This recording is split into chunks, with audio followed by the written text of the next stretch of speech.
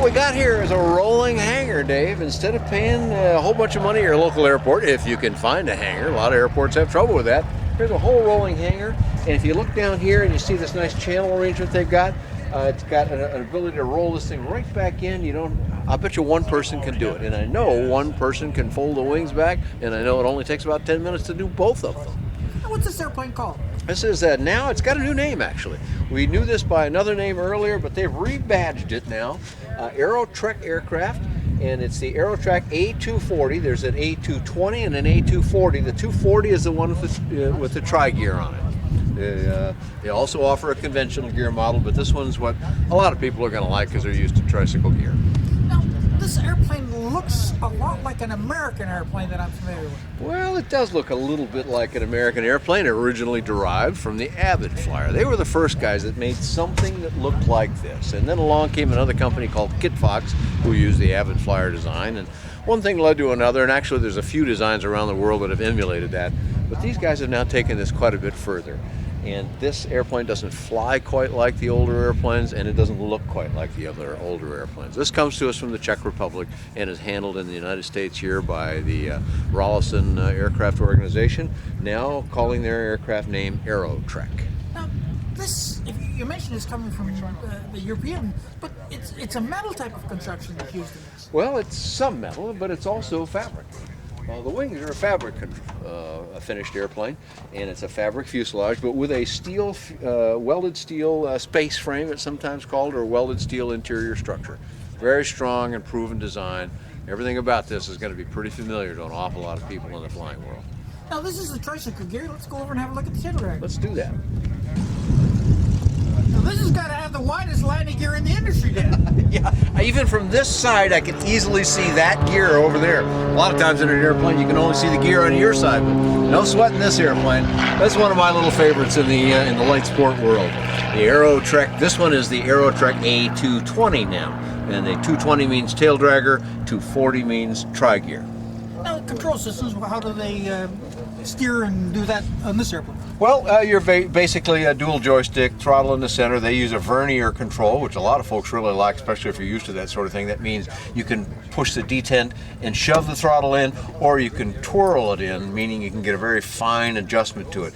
And this airplane looks like it would be some sort of a utility job that wouldn't go along very fast, but in fact, this will cruise at better than 120 miles an hour. So it's a fairly speedy little airplane.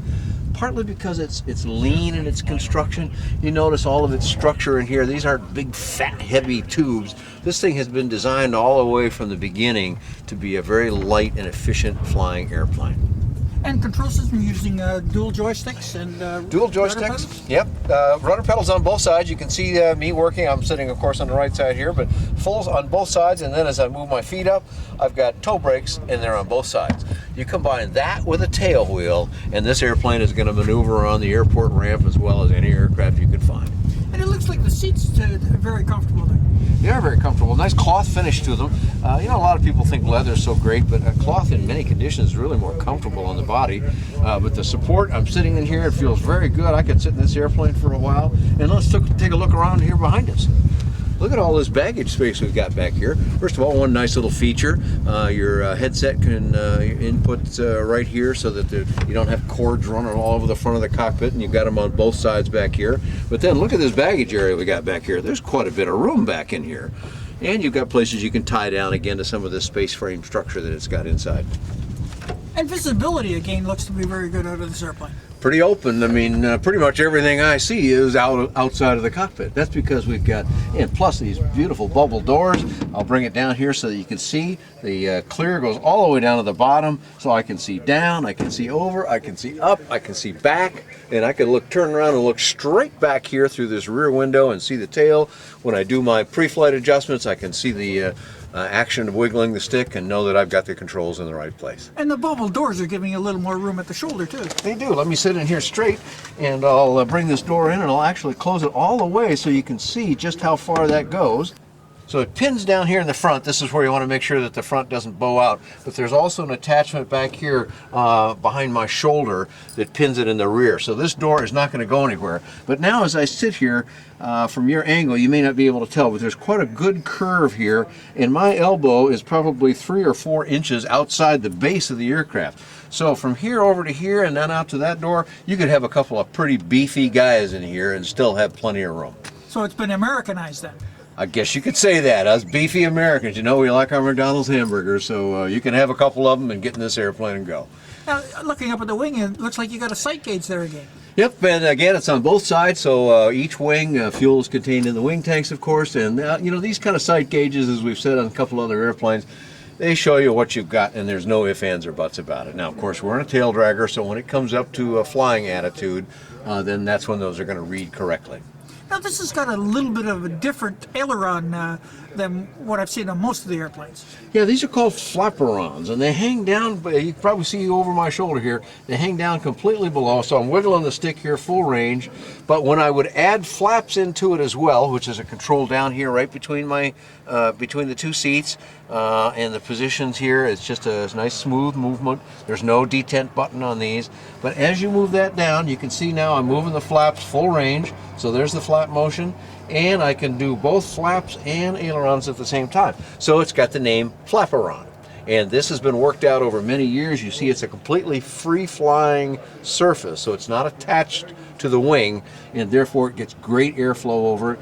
And those little tubes that are sticking out in front of it are mass balances to prevent such things as flutter while you're flying. And what were they normally powering this with? This one comes with the Rotax 912. Both their tail dragger and tri-gear model use the Rotax 912 on it, and they come with a 3-blade prop, composite prop on it as well. And what kind of performance would we be getting out of that? Well, you'll see about 120 miles an hour, maybe even a little bit more than that. So this looks like that kind of utility Cub-like airplane, but it'll actually fly right away from a Cub. So if we want to get more information on it, where would we go? Well, you go to the Aerotrek site, and they the name of the website is Fly Aerotrek, but it's Fly-Aerotrek, and Aerotrek is AEROTREK, so fly-aerotrek.com. And have you got a flight report on this one, Dan? I have had the chance. I flew the tail dragger most recently, but I had flown the tri-gear sometime earlier. Both those are available in one form or another on my website, which is bydanjohnson.com or bydanjohnson.com.